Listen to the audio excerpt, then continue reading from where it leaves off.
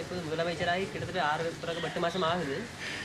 13வது திட்டத்தின்படி provincial council கொடுக்க வேண்டிய முழு பலன்களும் கொடுக்கப்பட்டிருக்குதா? அப்படி சொல்ல முடியாது. உண்மையிலேயே 13வது திருத்தம்ன்றது இதில் தான் பிரச்சனை ஆரம்பிக்குது. இந்த மாகாணசபை உருவாக்கின உடனே 13வது திருத்தத்தை நடைமுறைப்படுத்தணும்னு இருந்தது. ஆனால் அதிர்ஷ்டவசமாக வடக்கு கிழக்கு மாகாணசபை இயங்காமல் போனதும் அதில் பின்னுக்கு வந்த ஏனைய மாகாண சபைகளுக்கு அந்த 13வது திருத்தத்தை பற்றி கவலை இல்லாமல் இருந்ததும் ஒரு காரணமாக இருக்கலாம்.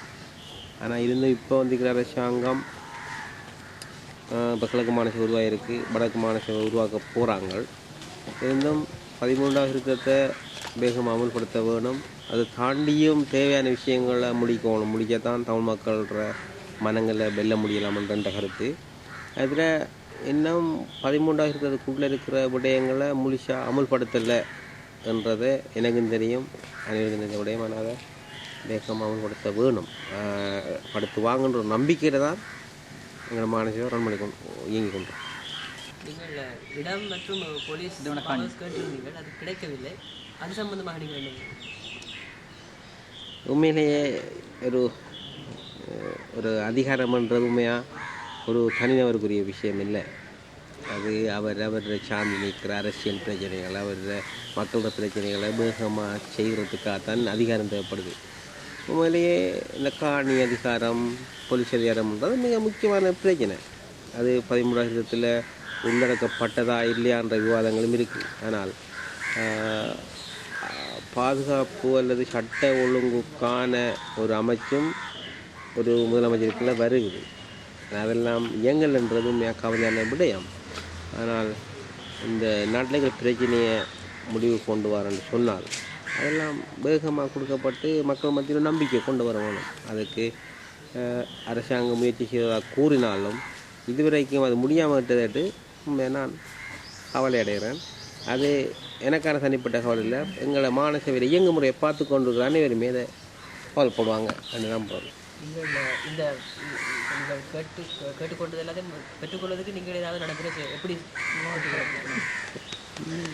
அதுக்கு முயற்சிகளை செய்ய முடியும். ஆனால் நாங்கள் இப்போ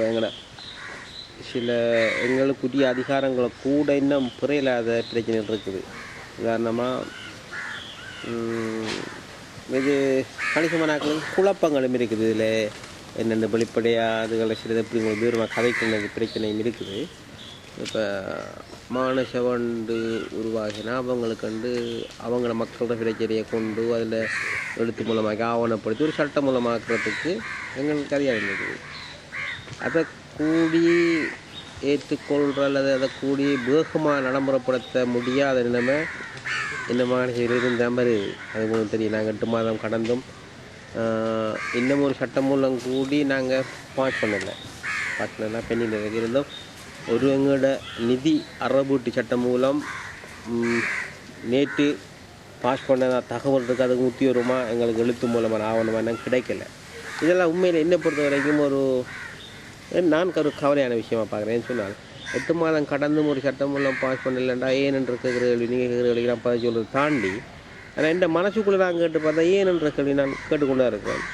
ஆனால் இது இப்படி இருக்கக்கூடாது. வேகமாக மக்களோட தேவையில் பூர்த்தி செய்யணும். அப்புறம் தான் மக்கள் எங்களோட நம்பிக்கை விஷயம் வச்சுக்கொள்ள முடியும்னு நான் இந்த நிலைமையில் நீங்கள் இந்த மாதிரி சூழ்நிலையில், அதாவது நீங்கள் கேட்டுக்கொண்டவங்க கொடுக்கப்படாத நிலையில் இந்த மாதிரி சூழ்நிலையில் நீங்கள் ஆயுதங்களை ஏற்படுத்தி அப்போ உங்களோட கேள்வியை பார்த்தால் அரசாங்கம் எங்களோட அதிகார திராட்டையாக திரும்பவும் ஆயுதம் தூக்கணும்ன்ற மாதிரி எல்லாமே இருக்குது. அப்படி நாங்கள் நோக்கமும் இல்லை. உண்மையாக உங்களுக்கு தெரியும், இந்த இலங்கையில் வரலாற்றில் சுதந்திரம் கிடைக்கிறதுக்கு பிறகு ஏற்பட்ட பிரச்சனைகள், இதில் தமிழ் மக்களுக்கு இருக்கப்பட்ட அநீதிகள், அதனோட நான் 83வது அந்த தாக்கம், அதில் உள்ள மக்கள் இளைஞர்கள் கொதித்தெழும்பின விதம், அதுக்குள்ளால் இந்த போராட்டங்கள் இப்போ தமிழர் போராட்டமே தமிழர்களை அழிச்சு, அதுக்கு பிறகு அவங்களோட வேகமான வளர்ச்சியாளர் பயங்கரவாத போராட்டம் ஆகி இன்று தமிழ் இனத்தையே அழித்து அதோட அரசியல் புத்தியில் அழிச்சு நிற்குது. இருந்தும் இப்போ இந்த இலங்கை பிரச்சனை ஒரு உத்தேச ரீதியாகவும் அல்லது மக்கள் மத்தியில் ஒரு முடிவை கொடுக்கணுன்ற கட்டத்தில் வந்து நிற்கிறதால இந்த ஆயுதங்களை வச்சு கொண்டு நாங்களால் ஒன்றுமே பண்ண முடியாது. உண்மையிலே கிழக்கை பொறுத்த வரைக்கும், விசேஷமாக தமிழ் மக்களை பொறுத்த வரைக்கும் எல்லாரும் ஒருமித்து ஒரு ஒரு ஒரு நோக்கு, அதாவது எங்களோட மக்களுக்கான உரிமை பிரச்சனைகளை குரல் கொடுக்கக்கூடிய மாதிரியும் சாத்தியமான விஷயங்களை கையாளக்கூடிய மாதிரியும் ஒரு கொள்கை ரீதியான உடன்படிக்கைக்கு மாறது ஊடாகத்தான் உங்களை பிரச்சனைகளை தீர்த்து கொள்ள முடியும். அது ஜனநாயக ரீதியில் போராட வேணும். அதை நான் இந்த ஆயுத கையளிப்பிலே நாங்கள் சொல்லியிருந்த விஷயம் என்னென்றால், அரசியலை ஜனநாயகமாக்கணும், ஜனநாயகத்தை மக்கள் உள்ளே கொண்டு செல்லணும். அதனூடா தான் எங்களை கட்சியை பலப்படுத்தலாம். அதுக்காக குறைஞ்ச ஆயுதங்களை வச்சு கொண்டு ஒன்றுமே பண்ண முடியாது என்ற வகையில் தான் நாங்கள் இந்த ஆயுத கழிப்பை செய்திருக்கோம். இந்த போர் மூலமாக எல்டிடிஇ முழுமையாக அழிக்கப்படும் நீங்கள் நிச்சயமாக இப்போ இருக்கிற இந்த சூழலில் நிச்சயமாக எல்டிடி இந்த அங்கே இருக்கிற மக்களை விடுவிச்சாங்கன்னா அவங்க முற்றுமுழுதாக அழிக்கப்படுவாங்க. அழிக்கப்பட்டால் விசேஷமாக அவங்களோட தலைமையில் எல்லாமே அழிக்கப்பட்டால் அவங்களோட நடமாட்டம்ன்றது ஃபுல்லாக முடிஞ்சிடும். இப்போ எல்டிடி அழிக்கப்பட்டால் இலங்கையில் பயங்கரவாத பிரச்சனைன்றது முடியுது. பிறகு இந்த தமிழ் மக்களுக்கான பிரச்சனை வரலாம். அதை எங்களை மாதிரி நிற்கின்ற அரசியல் கட்சிகள் ஊடாக தீர்த்து வைக்க வேண்டிய பாரிய